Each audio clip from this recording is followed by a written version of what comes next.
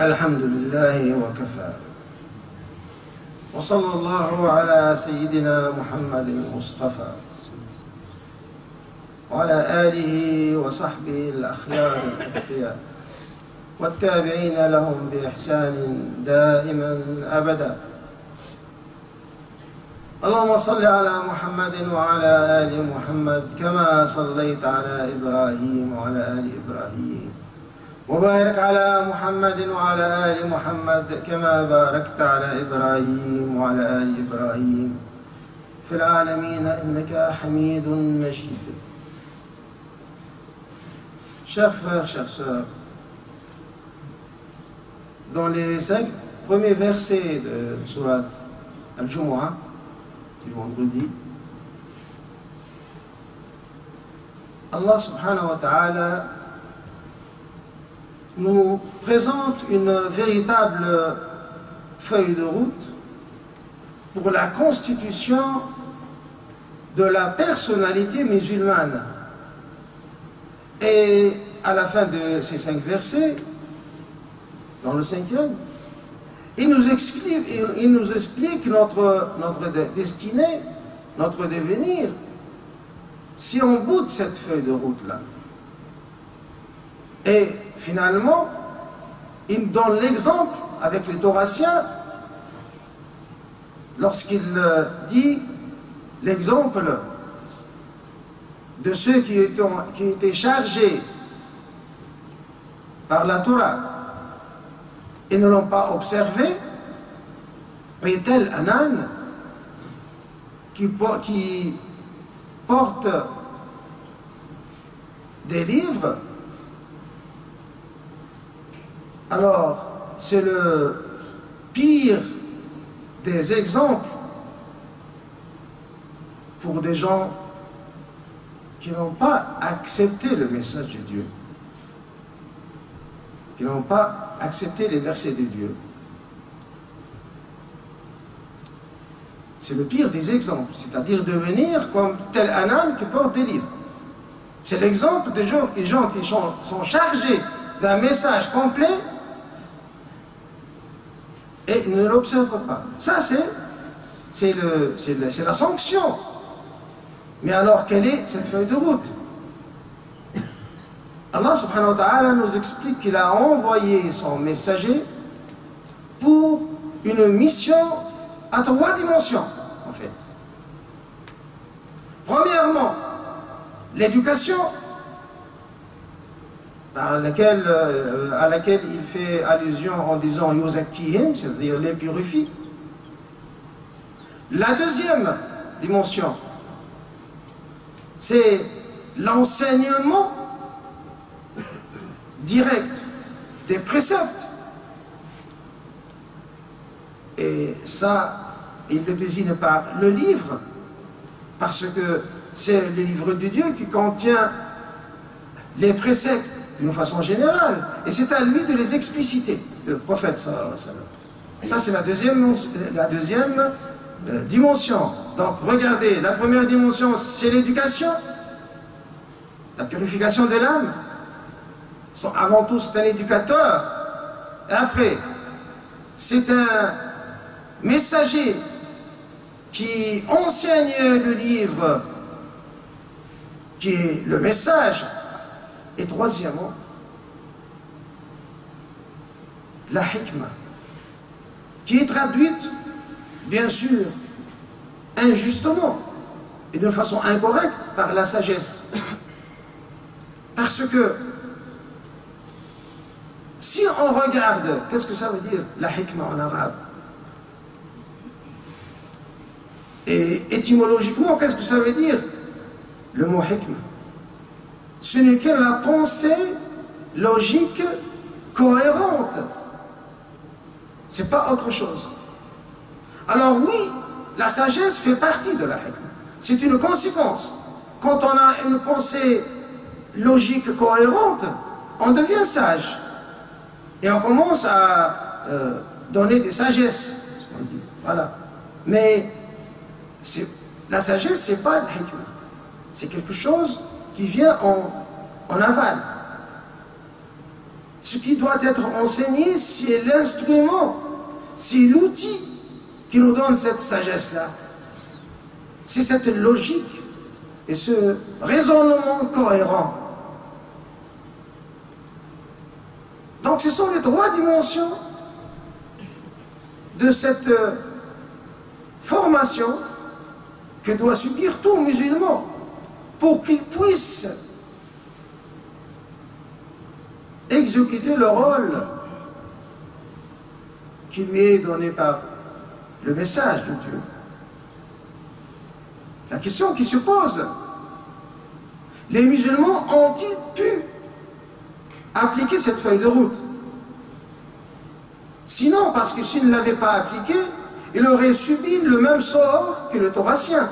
Parce que les Thoraciens, ils ont passé eux aussi par des phases. La première phase, oui, sous l'égide des prophètes, tels que à partir du prophète Moïse, puis Yusha, puis par la suite le prophète David et Salomon, Daoud et Sulayman, paix sur eux tous.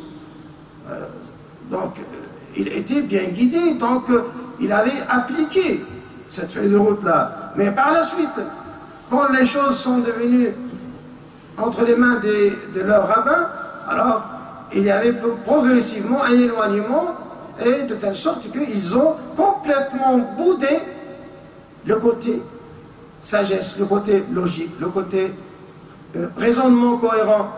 Ils ont accumulé dans leur Talmud, qui est leur jurisprudence, et les choses que les rabbins ont écrites comme des annotations de Torah, dans leur Talmud, ils ont accumulé pour plusieurs incohérences. Et donc, par la suite, leur sort, c'était quoi? C'est qu'il y a eu une invasion de leurs ennemis qui n'étaient pas croyants du tout, et qui les ont finalement pris dans leur grand exil à partir du 6e siècle avant Jésus-Christ. C'était la sanction.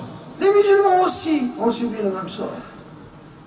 Et c'est ça ce que tout le monde doit comprendre. Dans les premiers siècles des salafs, tout allait bien.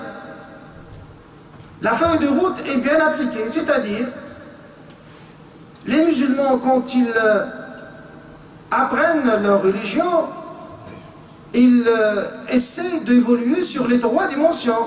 On ne trouve pas un savant, un seul savant, qui est mal éduqué, qui est un menteur par exemple, qui est un falsificateur. Et du coup, on ne trouve pas quelqu'un qui mémorise les textes sans logique et on puisse dire de lui qu'il est un savant. Non. À la limite, on dit de lui que c'est un muhaddith, pas plus. Donc le savant, pendant plusieurs siècles, c'est celui qui réunit ces trois dimensions. Et donc toute la science allait sur ces trois dimensions. Et les programmes d'enseignement allaient selon ces trois dimensions. C'était bien, jusqu'à ce que la décadence a commencé à frapper le monde musulman, et justement à partir de l'assassinat d'une de ces trois dimensions-là, c'est-à-dire la troisième dimension qui est la hikmah. Quand on a interdit la hikmah, et quand est-ce que cela a été fait? C'est avec le procès célèbre du cadi, des cadis, Qadi Qudat, en Andalousie, à Cordoue, de Abul Walid ibn Rushd, qui est décédé en 595. Un procès à l'issue duquel fut décédé l'autodafé de tous ses livres. Et si ce n'était une copie qui a été donc sauvée de justesse par le fils du calife lui-même et amenée en Égypte, où les choses allaient moins, d'une façon moins dramatique, toute l'œuvre d'Averroès, Ibn Rushd, aurait été perdue. Donc, à partir de ce moment-là, où l'autodafé des livres du cadi, des cadis, c'est pas quelqu'un qui vit à côté, qu'on peut accuser d'apostasie ou quoi que ce soit. Donc c'est le cadi des cadis, c'est-à-dire le chef de la juridiction. Et pourtant il a été condamné. Pourquoi? Parce que à ce moment-là, il y a une vague irrésistible, rétrograde, qui croyait que apprendre la hikmah, ça va mener directement à la déviation. Alors, si certains qui apprennent mal le raisonnement logique, parce qu'il y avait de très mauvais professeurs, peuvent être déviés, on n'a pas le droit d'abolir tout cet enseignement. C'est comme un couteau. Alors c'est nécessaire pour couper les légumes, mais du moment que certains l'utilisent pour égorger des innocents, est-ce qu'on a quand même le droit d'interdire les couteaux? C'est pas logique. D'ailleurs, la première chose qu'on a condamnée, c'est la logique elle-même. Quand on a condamné la logique, on peut commettre tout ce qui n'est pas logique. Et quand on commet tout ce qui n'est pas logique, on finit avec la décadence, la grande décadence. L'autodafé des livres d'Averroès était une entrée en grande pompe dans l'époque de la décadence, dans le Moyen-Âge musulman. Et les musulmans ont dormi dedans pendant plusieurs siècles, jusqu'à ce que finalement, parce que c'est la punition de Dieu, c'est la sanction de Dieu, les envahisseurs les ont envahis. Comme les Taurassiens aussi ont été envahis par les Assyriens et Nabuchodonosor. Alors les musulmans aussi ont été envahis par tous leurs voisins. Du coup, ils ont été chassés d'Andalousie et par la suite ils ont été conquis même dans leur propre territoire d'origine. Et c'est une conséquence normale de leur décadence, parce que Dieu ne permet pas à une communauté qui se réclame de lui de dormir sur des anciens lauriers et d'arrêter de penser et d'arrêter d'évoluer, et en plus de réprimer les intellectuels qui assurent l'éveil. Et depuis un siècle et demi, il y a des réformateurs qui essayent d'assurer ce réveil, mais quand même il y a des foyers de résistance. Et c'est malheureux, je dis, que le musulman d'Europe constitue l'un des foyers de résistance à l'éveil musulman les plus farouches. Alors les arabisants ont une chance au moins de pouvoir lire Tal Ben Achour et de pouvoir lire les éclairés de tout un siècle de réformes. Mais ici, j'ai vu bien ce qui est traduit. On ne traduit que les œuvres, généralement. Bon, il y a des exceptions, bien sûr. Mais on ne propage et on ne traduit et on enseigne que, généralement, que les œuvres de l'époque de décadence. Et en plus, quand on parle de raisonnement logique, de sagesse, c'est comme si on parle des martiens ou quelque chose de bizarre. On est très mal compris. Pourquoi? Parce que l'esprit surtout des non-arabisants là, est formaté sur un islam de décadence. Ça, il faut le dire, il faut le reconnaître, et il n'est jamais trop de le répéter. On est en train de répéter les slogans de l'époque de décadence. Ce sont ces slogans même qui ont entraîné la chute du monde musulman pendant quelques siècles. Et ceux qui empêchent une évolution sereine et équilibrée des musulmans d'Europe et surtout les musulmans de France. Alors, depuis une année, dans d'autres mosquées, j'appelle les Français qui ne sont pas arabisants d'abord à devenir arabisants, pour qu'ils ne soient plus victimes de cette grande injustice. Et s'ils ne le peuvent pas, alors essayez d'ouvrir leurs yeux sur l'islam de la réforme, qui n'est pas une innovation. Faites attention, il y a une différence entre la rénovation et l'innovation. La rénovation, c'est une revivification.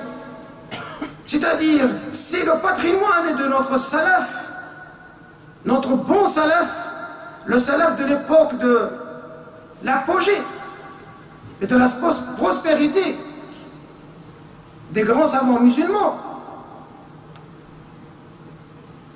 C'est ça, la réforme. La réforme, c'est revenir à ça. C'est-à-dire jeter les ponts sur une période, une parenthèse sombre de notre histoire, dans laquelle on interdit tout ce qui pourrait nous libérer. On interdit de réfléchir et de raisonner logiquement. On interdit la logique. La première chose qu'on doit étudier, et c'était là, la première chose que les grands savants faisaient, c'est étudier la logique. L'imam Ghazali, avant même Ibn Rushd, Averroès, l'imam Ghazali, il a écrit 2 livres de logique. Le plus célèbre, c'est Ma'yar al-Ilm. Pourquoi? Parce que, d'ailleurs, il l'appelle Ma'yar al-Ilm, c'est-à-dire, qu'est-ce que ça veut dire Ma'yar al-Ilm? C'est-à-dire la critériologie de la science. C'est ça la logique. Ce sont les prémices de la sagesse. La 3e dimension de l'enseignement d'un musulman équilibré qui vit son temps et qui peut représenter l'islam comme il se doit et sortir de ce schéma où on est maintenant impliqué, dans lequel on vit avec un islam cauchemardesque. Je renvoie ici à un article que j'ai écrit en 2003. J'étais en France en 2003, j'ai écrit un article dans l'Audace de Tunisie intitulé « Ensemble pour un islam non cauchemardesque ». Mais personne ne m'a écouté il y a 13 ans. Alors maintenant nous y sommes. Nous sommes dans un islam qui est considéré par nos concitoyens, les autres non-musulmans, il est considéré comme un cauchemar. Cauchemardesque, c'est-à-dire qui donne les cauchemars. En 13 ans, nous sommes arrivés là. Et j'espère que quand même, il y a assez de gens de bonne volonté qui veulent bien arrêter ça et qu'on en sorte de cette situation-là. Bien sûr, ce que je dis là est très mal apprécié par les soi-disant conservateurs, parce que peut-être qu'ils n'ont pas appris quelque autre chose, donc ça fera pour eux un nouveau travail, ça fera pour eux un nouveau retour à l'école, ce qui n'est pas du tout évident. Donc ils ont commencé ces dernières semaines de faire des calomnies et tout ça, moi je ne m'occupe pas de ça, mais j'appelle tous les gens à avoir leur raison dans la tête et leur tête sur les épaules, pas plus. Il faut avoir la raison dans la tête et la tête sur les épaules, et pas sur les épaules de quelqu'un d'autre. Pas plus. Allahumma hadina wa hadi bina wa kun lana wa la takun alayna. Allahumma ij'alna hudatan muhtadin la dhalin wa la mudillin. Allahumma ighfir lana wa liwalidayna wa liman lahu haqqun alayna wa li jami'il mu'minina wal mu'minat al-ahya'i minhum wal amwat. وتابع اللهم بيننا وبينهم بالخيرات إنك سميع مجيب رفيع الدرجات. اللهم اغفر لنا الذنوب التي تنزل النقم. اللهم اغفر لنا الذنوب التي تهتك العصم. اللهم اغفر لنا الذنوب التي تحبس الدعاء. اللهم اغفر لنا الذنوب التي تقطع الرجاء. اللهم يسر لنا سبل الخير، منك الخير وأنت الخير، واهدنا إلى سبل السلام فإنك الهادي ولا هادي سواك. سبحان ربك رب العزة عما يصفون وسلام على المرسلين والحمد لله رب العالمين. قوموا إلى صلاتكم.